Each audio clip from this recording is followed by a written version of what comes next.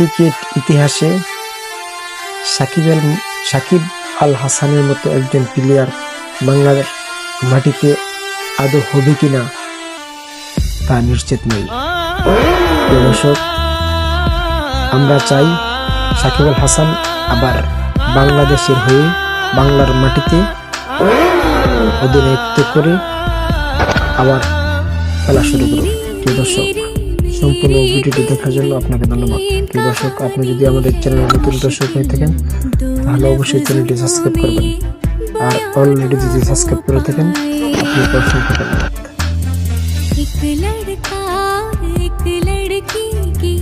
cricket ইতিহাসে